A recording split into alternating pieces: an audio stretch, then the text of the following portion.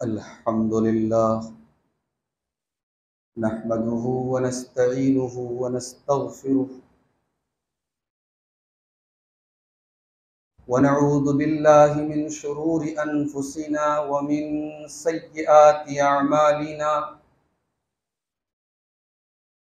मन यहदिहिल्लाहु फला मुदिल्ल लहु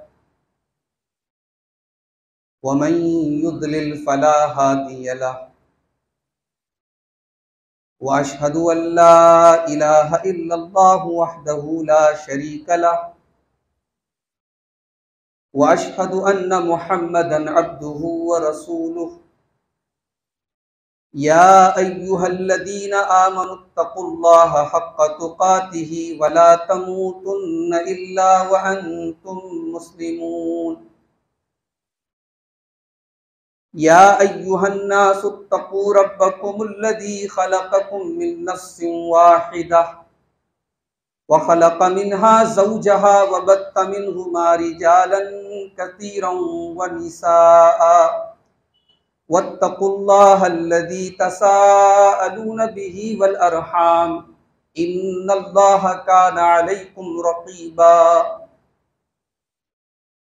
या अय्युहल्लज़ीना आमनुत्तक़ुल्लाहा व क़ूलू क़ौलन सदीदा युस्लिह लकुम अअमालकुम व यग़फिर लकुम ज़ुनूबकुम व मन युतिइल्लाह व रसूलहु फ़क़द फ़ाज़ फ़ौज़न अज़ीमा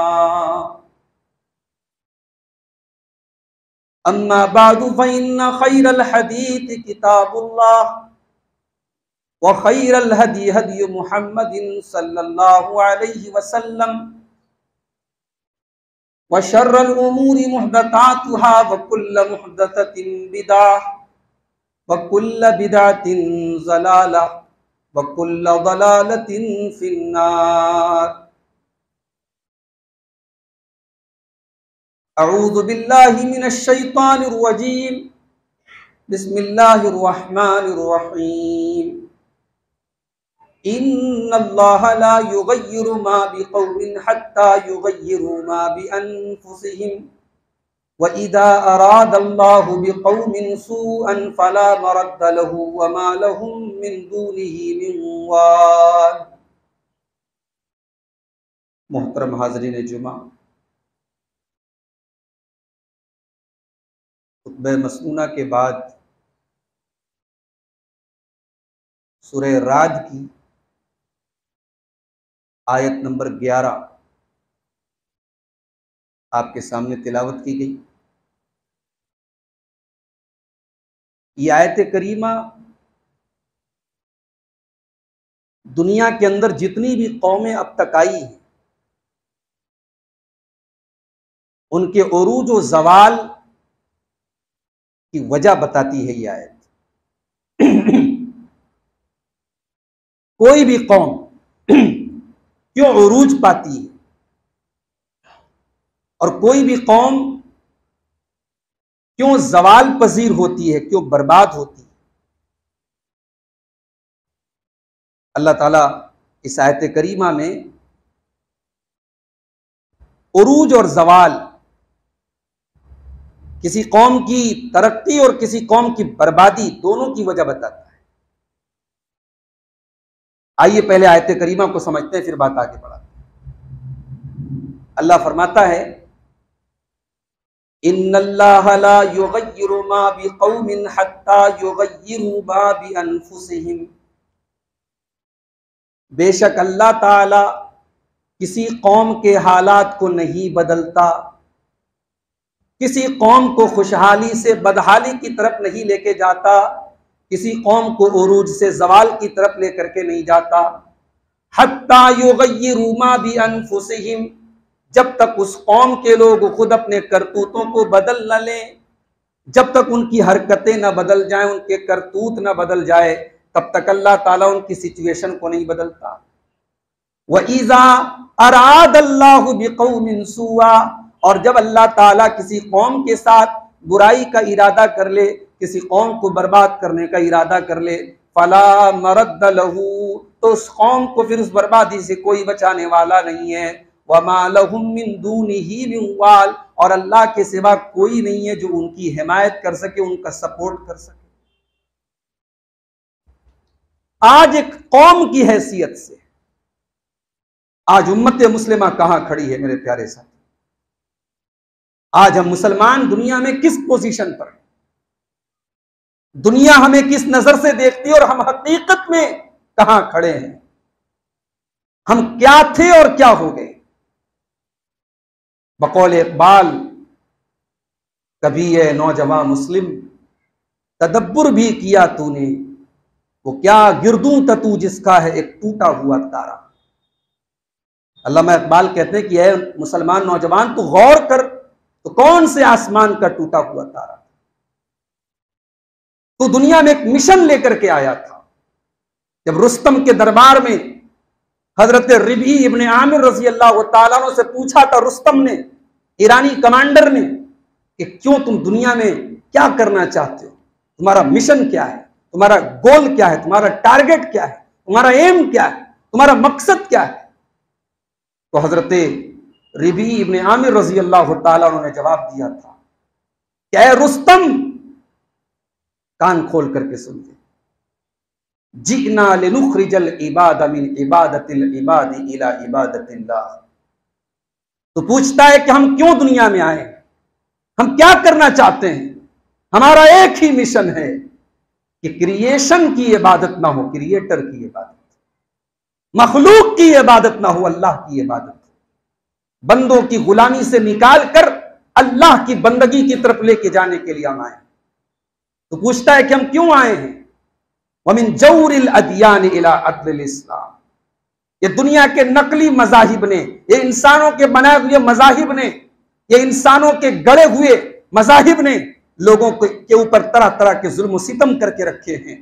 हम इस्लाम की शीतल छाया में लोगों को ले जाने के लिए आए हैं, ताकि इन जुल्म सितम से, रस्म रिवाज की इन बेड़ियों से जो इंसानों ने एक दूसरे पर थोप के रखा है, इनसे हम लोगों को आजाद करें। तो पूछता है कि हम क्यों आए हैं? वमिन ज़ीक़िद दुनिया इला सातिल आखिरा। ऐ रुस्तम, हम इसलिए आए हैं ताकि दुनिया की तंगियों से, लोगों की सोच बड़ी लिमिटेड हो गई है, बड़ी कंजर्वेटिव हो गई है। लोग खाते हैं तो दुनिया के लिए, पीते हैं तो दुनिया के लिए, सोते हैं तो दुनिया के लिए, जागते हैं तो दुनिया के लिए। लोगों को इस लिमिटेड जिंदगी से निकालकर हम लोगों के दिल में आखिरत की फिक्र पैदा कर दें, आखिरत को बेहतर बनाने की उनके दिल में तड़प पैदा कर दें। हम इसलिए दुनिया में आए। मेरे भाइयों, ये दो तीन जुमलों में एक मुसलमान का मकसद क्या होना चाहिए, हजरत रिबी इब्ने आमिर रजी अल्लाह तआला अन्हु ने रुस्तम के दरबार में बताया। और यही वो बात है जिसको अल्लाह ने कुरान करीम में, जब हमारी और आपकी अल्लाह ने तारीफ की और हमारा मकाम अल्लाह ने बताया, तो अल्लाह ने हमारी ड्यूटी भी बताई। फरमाया कुंतुम खैरा उम्मतिन उखरिजत लिन्नास, ऐ मुसलमानों, तुम दुनिया की सबसे बेहतरीन उम्मत हो, तुम खैर उम्मत हो। दुनिया की तमाम उम्मतों के ऊपर तुमको फजीलत दी गई है। उखरिजत लिन्नास, तुम्हें लोगों के लिए निकाला गया है। तुम दुनिया को कुछ देने के लिए आए हो, तुम दुनिया को कुछ अता करने के लिए आए हो। उखरिजत लिन्नास, तुम्हें इंसानियत के लिए निकाला गया है, तुम्हें मानवता के लिए बनाया गया है। तामुरून बिल मारूफ, तुम दुनिया को भलाइयों का हुक्म देते हो। व तनहाउना अनिल मुनकर, तुम बुराइयों से रोकते हो। व तुमिनूना बिल्लाह, और तुम अल्लाह के ऊपर ईमान रखते हो। मुसलमान इकलौती कौम है इस दुनिया की जो अल्लाह के ऊपर ईमान रखती है। भाई अल्लाह को तो सब मानने का दावा करते, मगर तौहीद किसी के पास नहीं। तौहीद हमारे पास है। ला इलाहा इल्लल्लाह अपनी सही और अपनी सच्ची शक्ल और सूरत में है तो हमारे पास है मेरे प्यारे साथी। मगर आज हम कहां खड़े हैं, हमारी पोजीशन क्या है?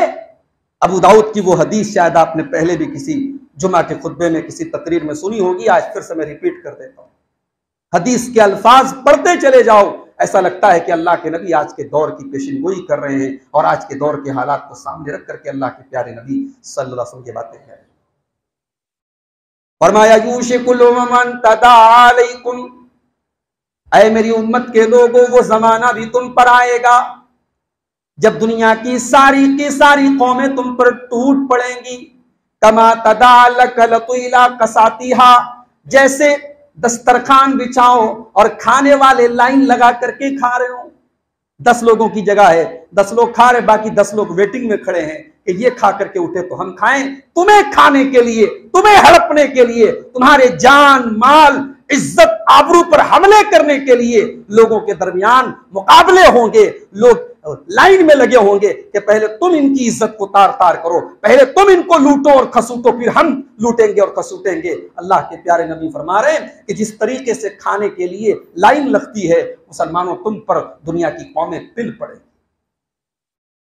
सहाबा ने बड़ा जेन्युइन सवाल किया, बड़ा यानी कॉमन सेंस का सवाल किया कि अल्लाह के नबी, क्या उस वक्त हमारी तादाद कम होगी जिस दौर के आप हालात बता रहे हैं? आपने फरमाया नहीं, तादाद तो बहुत होगी, तादाद में कोई कमी नहीं होगी। वलाकिन्नकुम गुसाउन का गुसाइस है, लेकिन बस तादाद होगी। आज हम करोड़ों में हैं, अरबों में हैं, मगर हमारा हाल क्या है?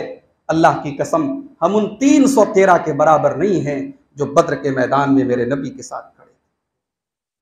आपने फरमाया तुम्हारी तादाद बहुत ज्यादा होगी, लेकिन तुम सैलाब के ऊपर जो झाग होता है, पानी के ऊपर जो बुलबुला होता है, तुम उस बुलबुले की तरह हो जाओगे।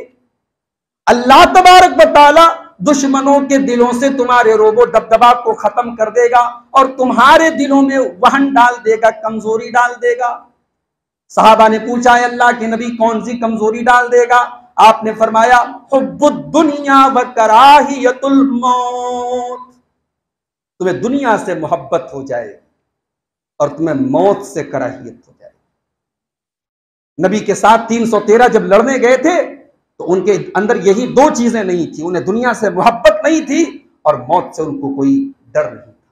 ये 2 चीजें इंसान के अंदर अगर खत्म हो जाएं तो फिर इंसान किसी भी मैदान में जा सकता है। मेरे भाई, अल्लाह के प्यारे नबी ने फरमाया कि मुसलमानों के अंदर ये 2 कमजोरी आ जाएगी, दुनिया की मोहब्बत और मौत की कराहियत। ये 2 चीजें उनके अंदर पैदा होती। एक और हदीस अपने सामने रखिए, मौजूदा हालात में हमारी पोजीशन क्या है, जरा इस हदीस को भी आप देखिए।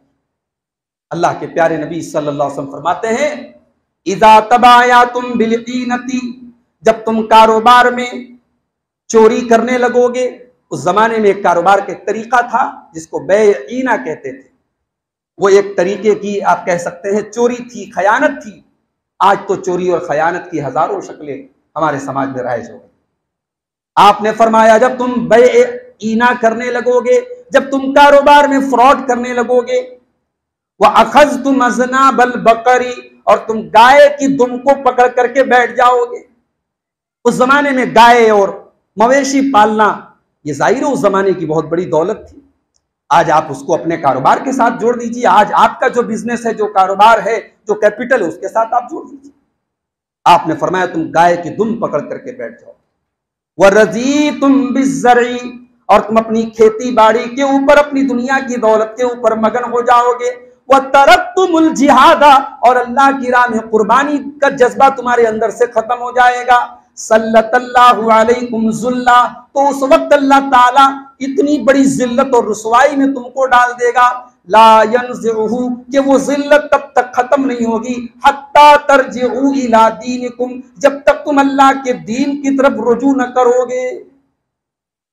आज हम जलील हैं मेरे प्यारे साथ, और इस बात को हम जितना जल्दी तस्लीम कर लें उतना बेहतर है।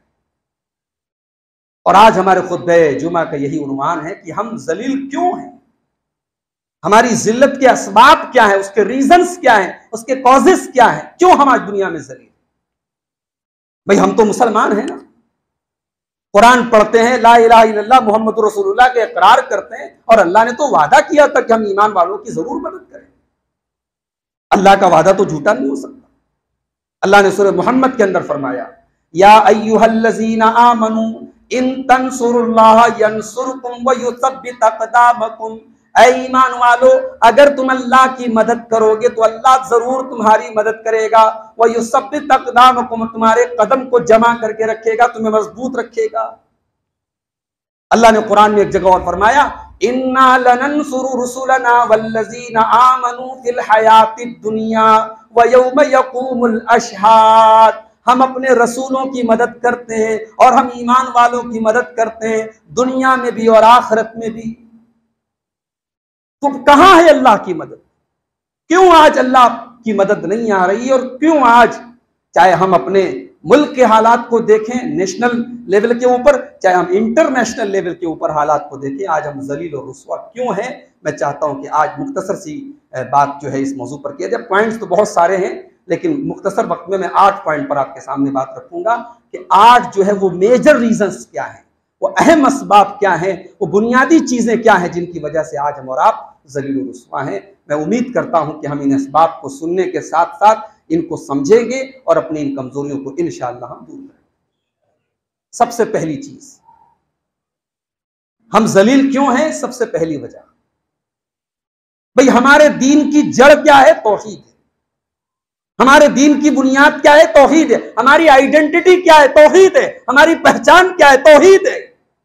और आज का मुसलमान तौहीद से, मस्जिदों से ज्यादा आपको मजारों पे और दरगाहों पे भीड़ नजर आए। अल्लाह की बारगाह में सर झुकाने वाले गिनती में मिलेंगे और पीरों और फकीरों के दर पे हाजिरी देने वाले आपको करोड़ों में मिलेंगे। आज का मुसलमान शिर्क की मुख्तलिफ किस्मों में डूबा हुआ है। बहुत कम ऐसे नौजवान आपको मिलेंगे जिनके हाथ में, जिनके गले में धागे ना हो। बहुत कम नौजवान लड़कियां आपको ऐसे मिलेंगी जिनके पैरों में धागे ना हो। आज मुसलमान का ईमान चंद धागों के ऊपर है, उन धागों को अपना मुश्किल कुशा बनाए। अल्लाह की मदद आएगी तो कहां से आएगी? अल्लाह ने मदद का वादा किया था ईमान की कंडीशन के साथ, तौहीद की कंडीशन के साथ।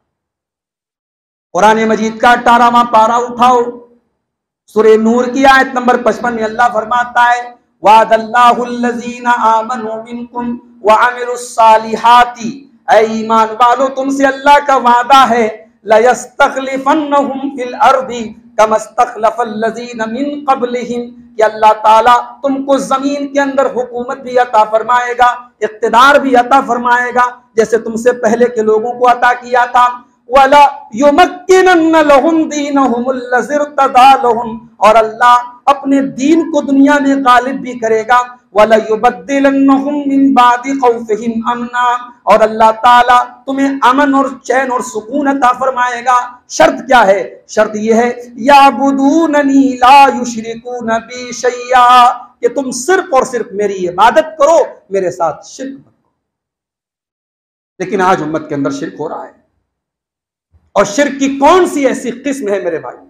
अभी लेटेस्ट एक साहब कोई थे अफगानिस्तान के, जिनके बारे में यह मशहूर था कि वो ख्वाजा मोइनुद्दीन चिश्ती अजमेरी के जो है खानदान के हैं, उनके परपोते क्या उनके लगते हैं, वो आए थे और औरतें जो हैं उनके ऊपर फूल बरसा रही थी।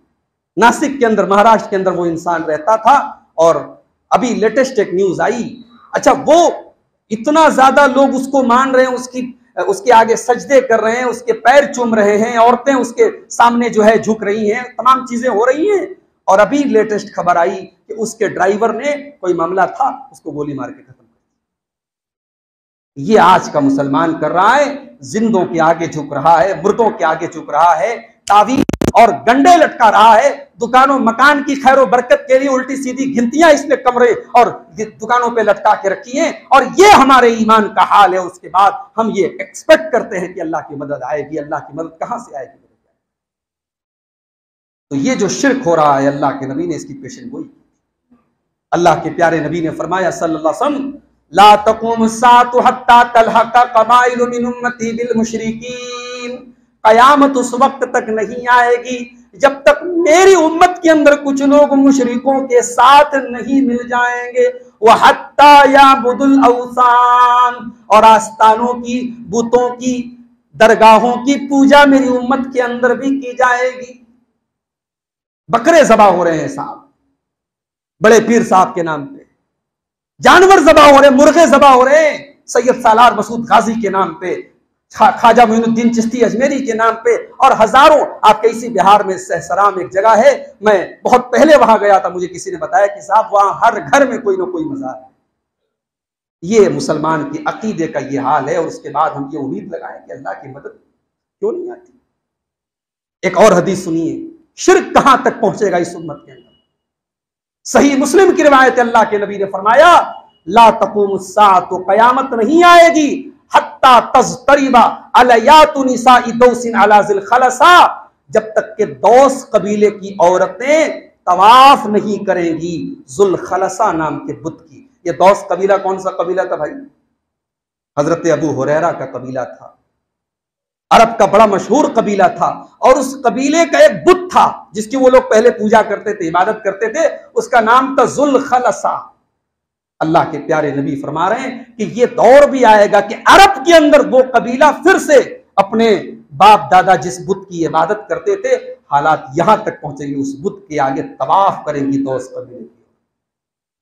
तो शिर्क की पेशिनगोई अल्लाह के नबी ने की थी।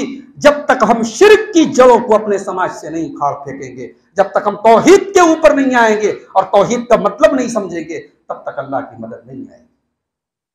दूसरी वजह हमारी जिल्लत और रुसवाई की, दूसरी वजह हमारी तफरीकाबाजी, हमारी आपस की सिर्फ फुटव्वल और हमारी आपस की फिरका परस्ती।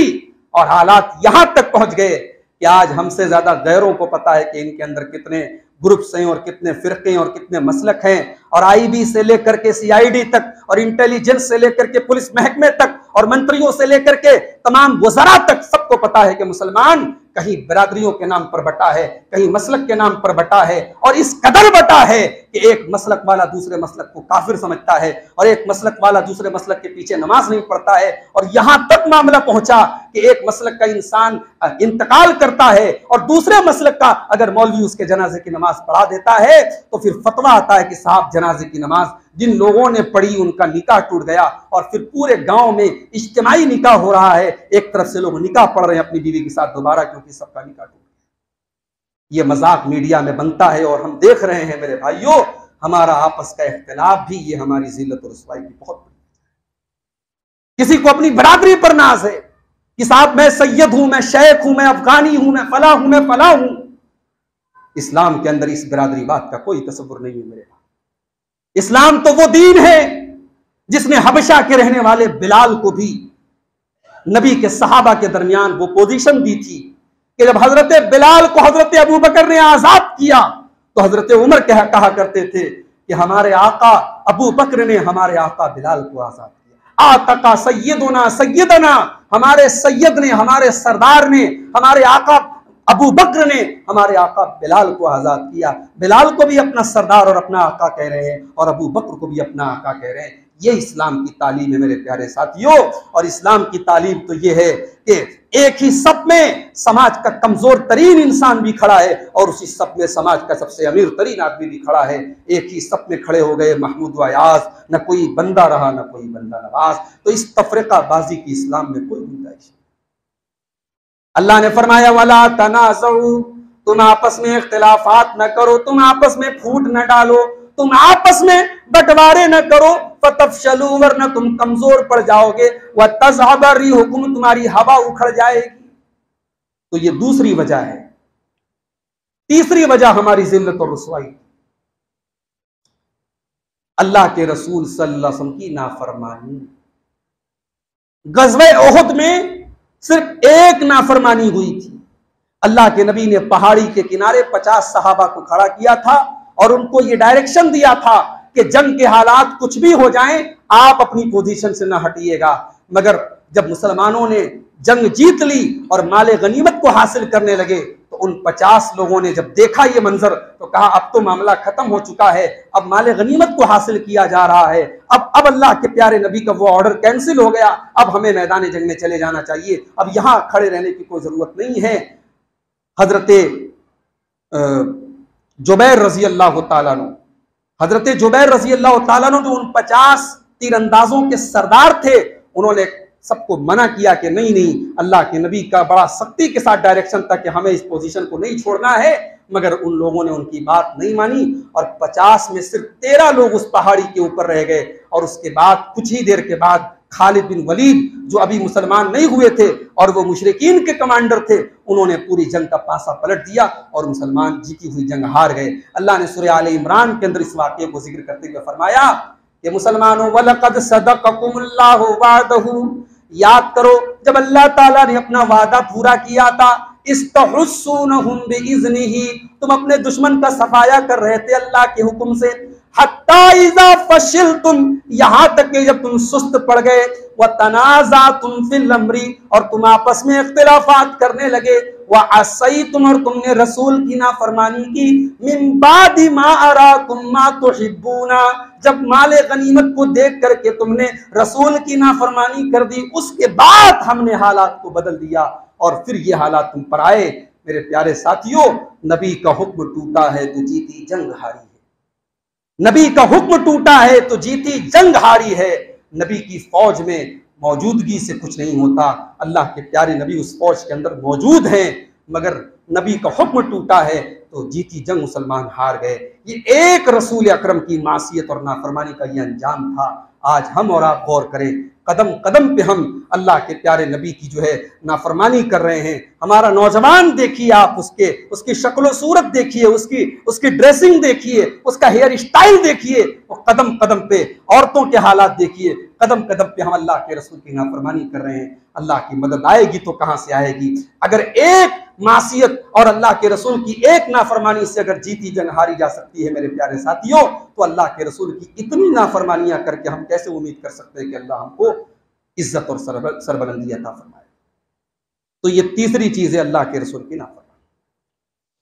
चौथी चीज, हमारी जिल्लत और रुसवाई की चौथी वजह कुरान करीम से दूरी। कुरान करीम नूर है, कुरान करीम हमारी जिंदगी के अंधेरों में उजाला लाता है, और उजाले के लिए स्विच हमेशा हम अपने हाथ की पहुंच तक रखते हैं। किसी कमरे में अगर लाइट जलाने की स्विच बिल्कुल ऊंचाई पर हो जहां तक हमारा हाथ ना जाता हो, तो लोग कहेंगे किस मैकेनिक ने इस स्विच को लगाया, वो बेवकूफ है, क्योंकि हमें लाइट की बराबर जरूरत पड़ती है। हमें उस स्विच को अपने हाथ की पहुंच तक रखना पड़ता है ताकि हम जब चाहें तब हम उस रोशनी को जला सकें। कुरान करीम को अल्लाह ने नूर कहा है। मेरे प्यारे साथियों, आज जरा अपने दिल पर हाथ रख करके बताओ कि आखिरी बार आपने कुरान को कब टच किया? आपके घर में अगर कुरान पड़ा हुआ धूल खा रहा है और डस्ट के अंदर अटा हुआ है, तो अपने ईमान की खैर मनाओ, अपने ईमान की खैर मनाओ कि आपने अल्लाह के कलाम की कैसी बेहुरमती की है। मेरे प्यारे, कल कयामत के दिन अल्लाह के नबी अल्लाह की बारगाह में शिकायत करेंगे, वक़ाल रसूल या रब्बी इन्न कौमी इत्तखज़ू हाज़ल कुरआन महजूरा। कयामत के दिन अल्लाह के रसूल कहेंगे, अय अल्लाह, मेरी कौम ने कुरान को छोड़ दिया था, मेरी कौम ने कुरान को पसे पुष्ट डाल दिया था। आज हमारे नौजवानों को म्यूजिक और गानों से सुकून मिलता है। अल्लाह की कसम, अगर ईमान दिल में पैदा हो जाए तो किसी अच्छे कारी की आवाज में कुरान सुनिए, दिल नहीं रूह खुश हो जाएगी। हजरत अब्दुल्लाह इब्न मसूद रज़ी अल्लाह अन्हु कहा करते थे, उतलुब क़ल्बक फ़ी सलासत मवाक़ि, 3 जगहों पर अपने दिल को टटोला करो, अपने दिल को तलाश किया करो 3 जगहों पर। अगर 3 जगहों पर तुम्हें अपना दिल मिले तो समझो कि हाँ तुम्हारे पास दिल है, वरना समझ जाओ कि तुम्हारे पास दिल नहीं है, और अल्लाह से दुआ करो अल्लाह तुम्हें दिल अता करे। कौन सी 3 जगह हैं? फरमाया इंद सिमाइल कुरान, जब कुरान कहीं पढ़ा जा रहा हो और आप कुरान सुन रहे हो लेकिन आपका दिल अगर कुरान में नहीं लग रहा हो, तो इसका मतलब कि कहीं ना कहीं आपका दिल मुर्दा हो रहा है। दुनिया के रंगीनियों ने कहीं ना कहीं आपके दिल को डेड कर दिया है। उस दिल के अंदर रूह फूकने की जरूरत है, उस दिल को दोबारा से जिंदा करने की जरूरत है। वफी मजालिस जिक्र, और इसी तरीके से जहां जिक्र की बात हो रही हो, अल्लाह और उसके रसूल की बातें हो रही हो, कुरान और हदीस की बातें हो रही हो, वहां पर भी अगर आपका दिल मौजूद नहीं है तो इसका मतलब कि आपका दिल डेड हो चुका है। और तीसरा, वफी औकातिल खलवा, जब आप अकेले में बैठे हो, तन्हाई में बैठे हो, और वहां पर आपके दिल में अल्लाह की याद ना आती हो, आपके दिल में अपने गुनाहों पर शर्मिंदगी आपको महसूस ना होती हो, तो समझ जाइए कि आपका दिल मुर्दा हो चुका है। तो कुरान करीम को छोड़ना ये चौथी बहुत बड़ी वजह है हमारी जिल्लत और रुसवाई। नंबर 5, 5वीं वजह, हमारे नौजवानों की दीन से दूरी। किसी भी कौम का कैपिटल होते हैं उस कौम के नौजवान, किसी कौम की उम्मीदें होती हैं उस कौम के नौजवान। किसी कौम के मुस्तकबिल का दारो मदार होता है उस कौम के नौजवानों का। आज हमारी कौम के नौजवानों का क्या है, इनके मशगले क्या हैं, इनकी मसरूफियत क्या है, ये दिन रात कहां बिजी है, आप जरा जायजा ले लें। ना अल्लाह की मोहब्बत है दिलों में, न रसूल की मोहब्बत है दिलों में, न दीन का जज्बा है दिलों में। कोई इश्क व मोहब्बत में लगा है, कोई ड्रग्स में लगा है, कोई गुंडागर्दी में लगा है, कोई दुनिया कमाने के चक्कर में पागल बना फिर रहा है। इनके दिल में मेरे भाइयों दीन कहां है, इनके दिल में आखिरत की तलब कहां है। मेरे नबी के सहाबा भी तो नौजवान थे, हजरत खालिद बिन वलीद भी तो नौजवान थे, उस्मान गनी भी तो नौजवान थे, अली बिन अबी तालिब भी तो नौजवान थे, ज़ैद इब्न हारिसा भी तो नौजवान थे। मेरे नबी की पूरी टीम नौजवानों की टीम थी। इस्लाम के पौधे को अपने खून जिगर से सींचने वाले सब नौजवान थे। मेरे नौजवान साथियों, आज आपके वो हीरोज जो इस्लामी तारीख के रियल हीरोज हैं, जरा उनकी जिंदगियों का आप मुताला करें और जरा अपनी जिंदगियों को कंपेयर करें कि हम कहां हैं और वो कहां हैं। मेरे नौजवान साथियों, अपनी जिंदगी के मकसद को समझो। ये जवानी अल्लाह ने बड़ी कीमती दौलत दी है, ये जवानी अल्लाह ने बड़ी कीमती नेमत दी है और इस जवानी का हिसाब अल्लाह कल कयामत के दिन लेगा। अल्लाह के प्यारे नबी सल्लल्लाहु अलैहि वसल्लम फरमाते हैं, बंदा अपनी जगह से हिल नहीं सकता जब तक 5 सवालों का जवाब ना दे दे। उन 5 सवालों में एक सवाल ये भी होगा, वन शबाबिही फीमा अबलाह, तूने अपनी जवानी को कहां इस्तेमाल किया, तूने अपनी जवानी को कहां पूरा। नंबर 6, हमारी जिल्लत और रुसवाई की छठी वजह, नौजवानों के साथ साथ समाज का एक और बहुत बड़ा तबका होता है जिसका समाज पर बड़ा इंपैक्ट पड़ता है, बड़ा असर पड़ता है, और वो है औरतों का तबका। औरतों का बिगाड़ पूरे समाज का बिगाड़ है, क्योंकि एक औरत अगर उसके अंदर दीनदारी नहीं है, उसके अंदर अखलाक नहीं है, तो एक मां के अंदर अखलाक नहीं है, एक बीवी के अंदर अखलाक नहीं है, एक बहन के अंदर अखलाक नहीं है। कहते हैं कि एक औरत अगर बन गई तो उसने पूरे परिवार को बना दिया, पूरे खानदान को बना दिया, और एक औरत अगर बिगड़ गई तो उसने पूरे परिवार को बिगाड़ दिया। आज हमारी औरतों को हमने मोबाइल उनके हाथों में लाके दे दिया, हमने घरों में टीवी लाके रख दिया, हमने डिश का रिचार्ज भी करा दिया, हमने अपनी औरतों को दीन से दूर करने वाले तमाम वसाइल उनको अता कर। हमारी औरतों को बेहयाई के जाल में फंसाने वाली तमाम चीजें 24 आवर्स अवेलेबल, हमारी औरतों और लड़कियों को उरियानियत और ज़िनाकारी और बदकारी की तरफ लेके जाने वाली तमाम चीजें 24 आवर्स अवेलेबल, लेकिन दीन के करीब लाने वाली चीजें 0% अवेलेबल। जुमा के खुतबों में औरतें नहीं आती, हमारे यहाँ इंतजाम नहीं है साहब। हमसे यहाँ के जिम्मेदारों ने कहा, शेख हमारे यहाँ औरतों को लोग मस्जिदों से दूर रखते हैं।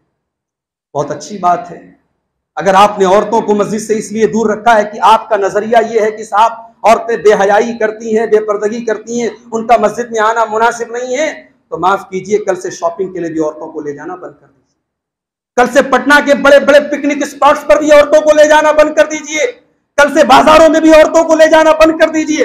और अगर आप बाजारों और मार्केटों और शॉपिंग मॉल्स और पिकनिक स्पॉट से अपनी औरतों को नहीं रोक सकते, तो आपको मस्जिद से रोकने का कोई हक हासिल नहीं है। अल्लाह के प्यारे नबी जनाब मोहम्मद रसूलुल्लाह सल्लल्लाहु अलैहि वसल्लम ने फरमाया, ला तमनऊ इमा अल्लाह अनिल मसाजिद, अल्लाह की बंदियों को मस्जिद आने से मत रोको। नबी के दौर में मस्जिद में औरतें आती थी। उस जमाने में इंस्टाग्राम नहीं था, उस जमाने में व्हाट्सएप नहीं था, उस जमाने में बेबदकारी नहीं थी। वो जमाना नेक बंदियों का था, अल्लाह की पाकबाज बंदियों का था। वो अम्मा आयशा का दौर था, वो हजरत फातिमा का दौर था। उस दौर में औरतें मस्जिद में आती थी। आज तो और ज्यादा जरूरत है मेरे भाइयों, मेरी कौम के गयूर नौजवानों, अगर आपके अंदर समाज की इस्लाह की फिक्र है तो इंशाअल्लाह आज जुमा की नमाज पढ़ करके ये अहद करके उठिए कि हम अपनी मस्जिदों में औरतों के लिए इंतजाम करेंगे और अपनी औरतों को हम भेजेंगे। और सिर्फ जुमा के खुतबे नहीं, महीने में कम से कम एक दिन आपके हर इंसान के घर में कम से कम एक दिन ऐसा दर्स होना चाहिए, ऐसी मजलिस होनी चाहिए, ऐसा एक प्रोग्राम होना चाहिए जहां औरतों के मुतालिक जो है मसाइल पर और उनके मुतालिक जो चीजें होती हैं, उनकी इस्लाह के ताल्लुक से जो चीजें होती हैं, उन पर गुफ्तगू हो। हम औरतों तक अगर दीन नहीं पहुंचा पा रहे हैं, फिर हम ये शिकायत करते हैं कि साहब हमारी औरतें बेहया हो रही हैं, हमारी औरतें गलत रास्ते पर जा रही हैं, मुसलमान लड़कियां गैरों के साथ भाग रही हैं। आप घर का दरवाजा खुला रखेंगे तो चोर तो घर में एंट्री करेगा ना। आप घर की सिक्योरिटी को मजबूत कीजिए, इंशाअल्लाह चोर का सफाया हो जाए। तो ये 6 चीजें होंगी।